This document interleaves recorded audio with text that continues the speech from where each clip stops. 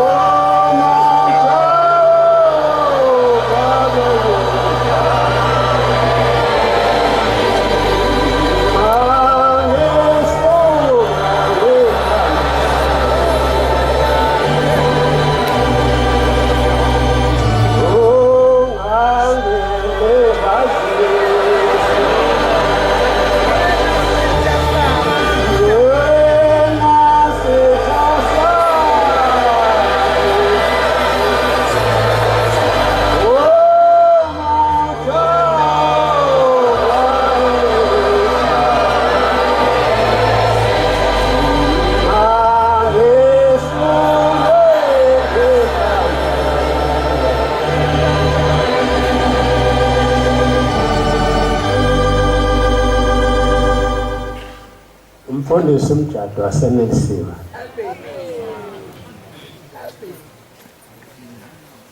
Siyathanda ukumkhonza uNkulunkulu, kodwa mayethi kanti kakukhona oyedwa oliswakho izwi lamalenze uqinisile. Akakho. Siyaliswa ngendlebe kodwa kunzima ukulenza. uJehova uyasifundisa athathe nje ivesi eyodwa, ahlabelele ivesi eyodwa bese ekhuluma igama elilodwa bese ethi nani yenzani njengoba ngenzile. Kakukhona oyedwa phakathi kwethu owenza lokho. Kunenkinga nje ke enkulu, siyaliswa izwi lakhe kodwa siyalibamba liyaphunyuka. Kukhulunywa ngendaba enkulu, khulunywa ngothingo, kodwa wayengeke phela ubaba inyanga esulengelayo, ngobe ukunzima kuleli bandla kwaqala kubaba inyanga esule. Ilapha zafike zashintsha khona izinto, lapha kube aphenduka ohlele ehlalweni abe nezitho ezithatha ibhamu ziyokumdubula. Lokho kwaphoqa ukuze bahambe baye phezulu kwentaba, bamlandele phezulu entabeni, bawubulala abantu. Ngakho-ke lokho esikhuluma ngakho kukababa uThixo, ngibona ukuthi umuntu uma esonda uyihlo nawe ngeke aze akusithande.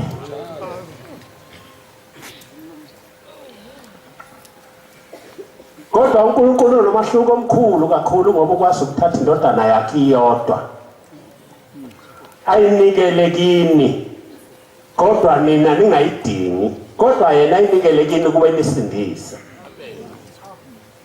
Kodwa sikhuluma ngemlomo kodwa singenzi.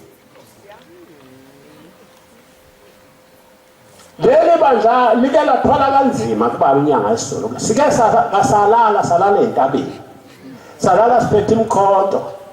Kwaphela ngake ngabuza abashumayeli bese kuPhakameni omkhwanazi begoqa imkhonto phakathi amacansini kusiwala ePhakameni, kuzongena ngathi mina kuthiwa kuzohamba kuyovota. Bawukhumbula abantu ukuthi kwakuyiwe Lundu kuthiwa makuhanjwa kuyovota ozophatha isihlalo.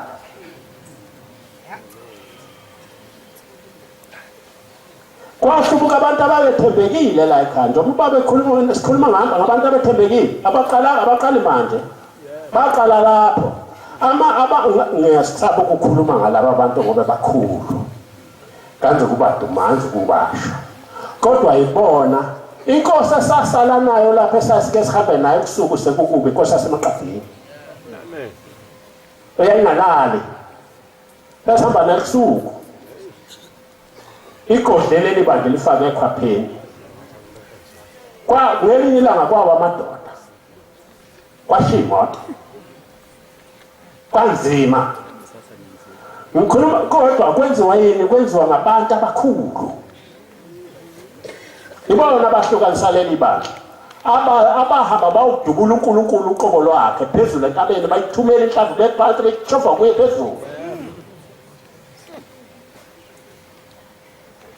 Manje ke imake kuhleziwe kukhulunywa mhlawumbe ukuxoxa kungaxoxwa nje singakhuluma ngezinto eziningi. Kodwa ngiqonda ukusho ukuthi ukunzima kaqali lapho. Kusuka lapha na akakho umuntu ongathanda indodana uyisemsondile.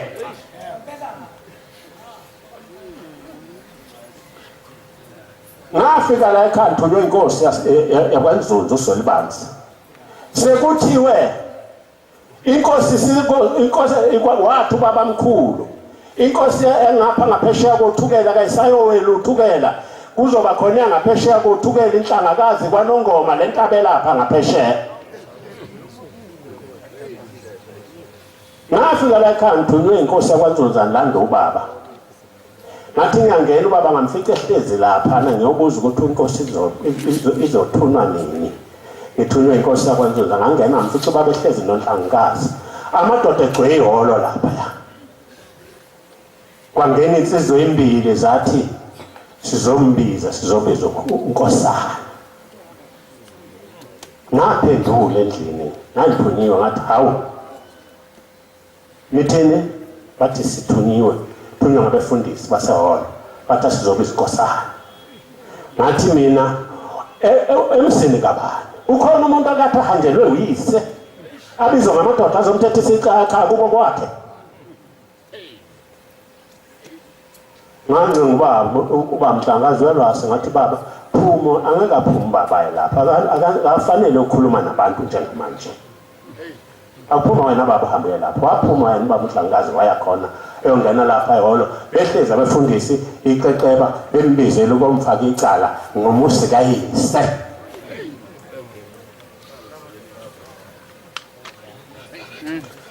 Sekuthiwa makangawela ubaba. Abafana bakaNkosana unkanyeze bathatha ibhamu bathi angahambe ngodutshula. Imoto yafika yabhaja sonke nokwamandla kusena enhlabathi laphana yangena athi shiyazi yakhishwa zingane zesikole ezayiphuma eqantayo ntambama sebehlulekile. Bayidudula bayikhipha bayisebethi abanitshela umjado amakhosikazi akamjado ukuthi mayifuna ukusila akahlala amiyeke ngapha kodwa mayengafuna ukusila makabamlande ngoba besisebulala yena nje beselapha. Ngaba nomsi waseJudiya. Esephumile ubaba lamzwana semhlabezile sahamba nangalandelwa ngamaveni amathathu ayisuka lapha ehamba noJipa.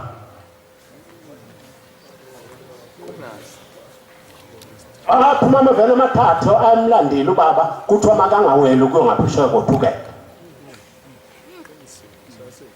Uyabuza ubaba kimi uthi lento ngizokuyenza njani? Thi baba iyolanyulwa uwe tu. Uzolanyulwa kanjani? Wathi mina wafika uwedwa kulelisa. Awungekho sotsha kwangekho sibhamu. Ibhamu zazikhona uNkulunkulu wakuletha phambi kwazo ngoba wazi ukuthi asithi isibhamu esizodubula wena okoshiwo uwe kuzokwenzeka ngoba kunjalo. Baphuma kwafika kwahlala kwathiwa kepha phandle amaphoyisa. Kwahlala baphuma baseJudiya wafika uNzunzu inkosi endala kwahlala wathiwa shima ngagcekeni. Lapha athi khona uNgidi noNzunzu wathi ngenama police station amathathu. Ngineshowa nomphuzini neGingindlovu. Wathi ama police station nginawo lezi ibhamu eniphethe khona nami nginazo. Ngaguqa endlini. Ishubile ihlezi ethule. Inono yasesizulwini ethula kanyakazi ithula ihlezi ithethu. Ngakho kwasethi ufuna ukukhuluma nemtata ngathi baba. Wasethi khuluma. Ngase ngikhuluma lento ngisho khona ngathi Nkosi yamakhosi akakho lamlana empi ngaphandle kwakho. Yolanyulwa uwe Mtunga. Kuphela wafika uwedwa kulelise.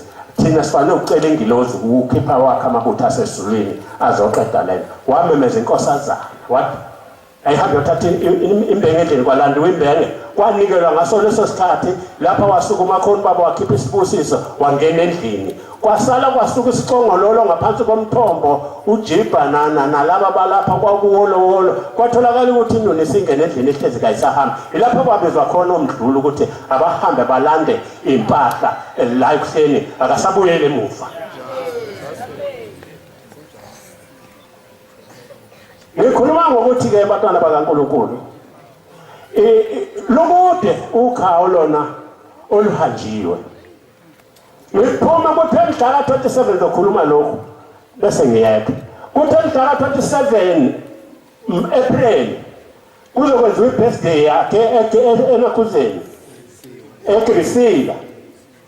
Ngaya kuye kuseni ngathi ngingafuni kufika incwadi ephuma kuNdebelo ebhalwe uNdebelo ucela ukuba ngihambe ngiyokwenza umthandazo ngiyovula isishamthetho eNakhuzeni eShowe eNtumeni. Ngaya kubaba ngangafuni ukuhamba kwilanga le-birthday ngase ngiya kubaba ngaphumela baba nodabula umngalanda kube lula wathi hamba uhambe noNkulunkulu. Kwaphela sophondweni kimi ngabuyela endlini ngagqoka ngathatha indlela ngahamba. Kanti ulandisa inkinga ufuna uba ngothatha lento ayazikho ukuthi uyihlele ngoba yonke into ihlelwa lapha namanaza. Ungabona uhamba wena uyenza ihlelwa lapha umhleli munye phakathi kwethu sonke njengoba singakanje umhleli munye bantwana bakaNkulunkulu. Ngahamba athi mafika eNtumeni wangena uMahlala umbishop owenkonzo ngase ngilandwa nami sengithiwa mangihambe ngiyogibela ngithandaze ngase ngifika lapha nami ngikhumula icathulo lapha estage ngase ngilalelani ngikuqala ngaphambi koba ngitshene noma uyabona nizokhathazeka nimbona ngikhumula icathulo njengoba nimbuza ukuthi ngikhumulelani ngathi uthisha umuntu uphasa kuthisha amfundisakho. Ilo muntu akakho ufuna ophase ifundeni zomunye uthisha angamfundisanga. Lokho engwenza akho ngikwenziswa zifundise uthisha ofundise mina. Ngakho ngase ngiguqa phansi ngithandaza. Estate owayephethe uhlelo kwaku uhedela. Ngathi ngiphuma lapho ngoba ngakhuluma ngathi hawu Manazaretha Nakade nithi nina Nkosi sikelela ubabi eAfrika. Kakaze lento ayisebenze lapha eSouth Africa. Kwafika into kuyona enikhululile ninikele izitulo enihlezi kuzo. Mase ngihlabelela ngathi bongane ojawo. Angihlabeleli ubaba sikhathi sihambile. Uthi ngithi ke mina seniphindele kokhali bamandiya ngabe ngifunda incwadi seniphindele kokhali babeziswe ngikhohlwe uNkulunkulu obuyisizwe kini ohlabelela lesihlabelelo kanye ngonyaka hamba uhlala u14 days entabeni elindelele lelizwe selize labuya la kini selikhohliwe uye nilibele ukukhuluma ngendaba yoNkulunkulu laba benu otshele benihlothele babeziswe niphambene nobanilandela uNkulunkulu esefikiye emhlabeni. Ilapha ngaphuma khona ke ngathola indaba kaBaba yokusayiniswa kaBaba ukuthi usayiniswe kanjani. Ima ngiphuma lapho phuma amaphoyisa amabili andindile bese ngithatha sengiyalapha kuNakhuzi sho Ndebele afika athi awunemjado Khosi usihlikiza kanjena usibulala kanjena ngicabanga nibulali bengikhuluma usiyafela ke lenkulumo uthi ke uBV wena Ndebele uhlulekile ukuphatha isifundazwe sakwaSulu uhambe wawudala inkinga wathatha abantu abawu14 wabahlanganisa abantu abangaphezulu kuka10 million wathi mabawukhanje sivumelana soba kuthathwa abantu abangaphezulu kwemiliyoni yobafaka kubantu abahlukana belwile bazokwachitheka igazi wena namhlanje obasayinisi bahlanganisa. Ilapha ke kuvela khona uNdebele ethi mina kangikwazi lokho. Ilapha sengizawuthola khona uma obesemnyangweni kaNdebele uvundla bese lolanda udaba ethi njalo kwakumfundisa uvundla. Ilapha sekhuluma khona ukuthi le ndaba inde manje ngeke sayikhuluma kodwa ngikhuluma nawushekelela lokhu ngoba isilanga selihambe uNkulunkulu ningi izinto azenzayo uthi ufunda mina nganginomthetho sathi masiqeda umgwaqo lokhu kwakhe oganda wakho oyebuhleni ithini sasithole leyo thende uthi ke ngase ngimlanda unakhuza kwalandiwa lo sekuphakameni ulokhuza ucimba uthi sasa siba bathathu sasa sathola ithende enye kwaNongoma lapha kwafika kwakhishwa khona ubaba Dolfo Mthethwa wafika wavula yena inkonzo ophendula ubaba ukuba be umuntu kube uye uNkulunkulu kwaNongoma. Ngakho ke uthi kufunda ithina sahlanganisa leli tulo lokuthi uMthethwa uyena wathi leli bandla uzolithatha alinikeze ulomfana wasephakameni indeki indaba ngasethi mangenzele iappointment ngamenzele iappointment kubaba wafika ke eGibisile lapha wafika khona wathi uMthethwa ufuna ukongena ngahlaya inyawo ngathi angeni muntu la endlini ungakuzongena lapha hamba ohlala lapha naphansi ngoba ngangazi ukuthi kokhulunywa ngendaba kade yenziwa uye indeke indaba manazaletha baba uNkulunkulu wamakhosi ngiyabonga Jehova ngasiqedile indaba zakho amen.